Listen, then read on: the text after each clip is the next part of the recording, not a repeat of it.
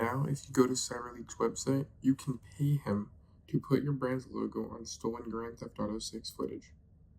That's not me characterizing him. That's his site. He's selling ad space, watermarks on his leak videos. He's selling custom gameplay footage made to order for whatever brand wants it. And on that same page, he says he won't stop until Rockstar issues a public apology and that restitution is mandatory. He wrote both of those. He wants you to believe it isn't a ransom while listing the terms of one. This is the guy people spent the week calling a hero. Okay, a quick recap for people who missed it. On August 18th, an account called CyberLeak started posting real GTA 6 gameplay. Not getting into too specific, then contained Jason shooting basketball and various clips of cars driving, showing off features, etc. Everybody assumed at first he had been sent these clips. Then later, he posted a video where he shoots the word leak, spelled L-E-E-K, into the wall with bullets, spelled it out so people could understand that this was a premeditated thing.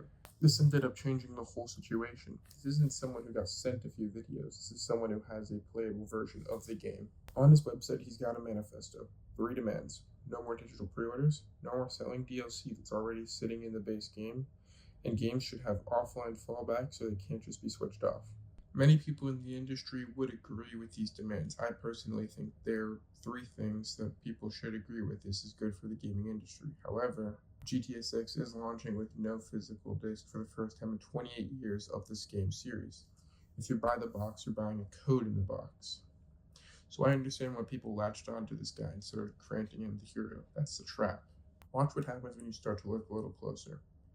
From the very first clip, there was a coin. Money sign, CyberLeak, launched alongside the leaks, spiked on the 19th, then did what every meme coin does. Then there was a poll. You could vote on which leak dropped next. Car in the daytime, car at night, motorcycle, plane, vote with the coin.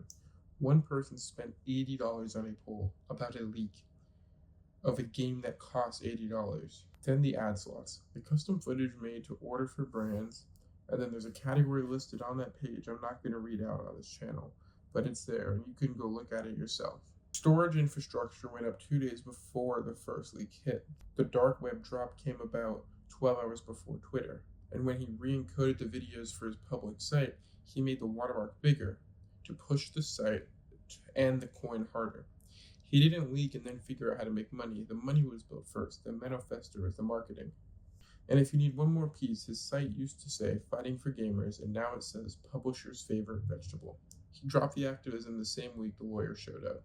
Apology required, restitution mandatory, ad slots for sale, and a little line on the site insisting this isn't a ransom. Okay, let's say you don't care about any of that. Let's say your position is, I don't care what his motives are, corporations deserve this. Fine, let's check if it worked. Take-Two lost about $2 billion in market cap during the leaks, and then it came back inside a week. That's the entire punishment.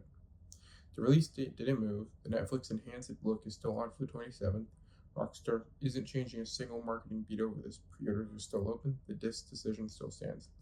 Not one demand met, not one. Strauss-Zelnick did not have a bad week.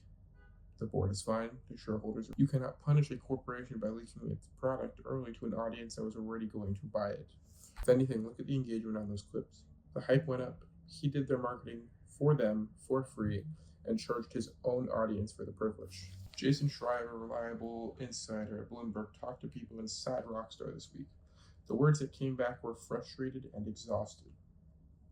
And it's the second time. In 2022, a kid from Lapsus, a notorious hacking group, got in through social engineering and dumped 90-something clips.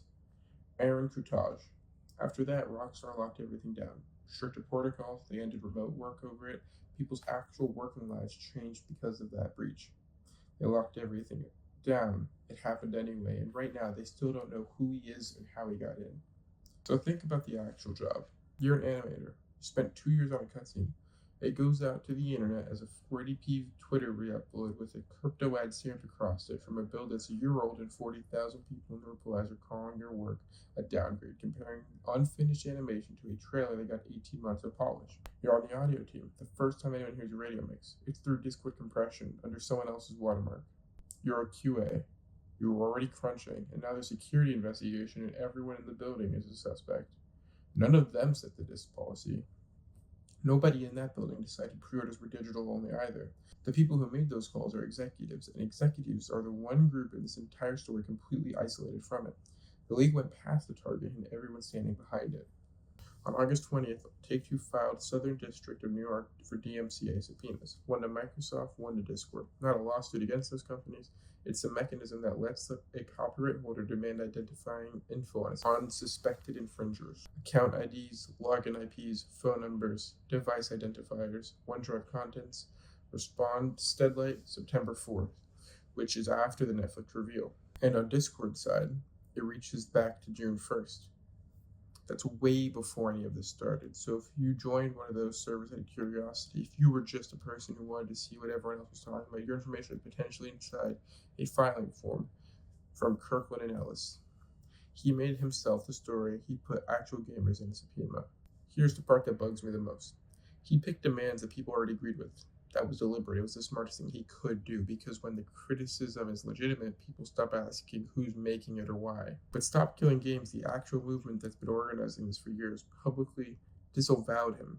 The people doing the work for real want nothing to do with it. You can think GTA 6 going discless is a bad decision. I do. You can think Rockstar's crunch history is indefensible. It is. You can think pre-orders are a scam. They kind of are. And you can also think at the same time that this guy is a grifter who stole something, wrapped it in a cause, and started selling ad space on it. Those aren't in conflict.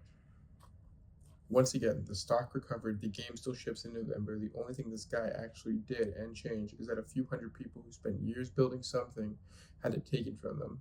And a guy is now taking monorail payments to put logos on it. Nobody won here except him. I'm in the editor's booth right now. Forgot to record an outro, but audio's shitty because I'm on vacation. It'll be better soon. Thank you for watching. Please subscribe.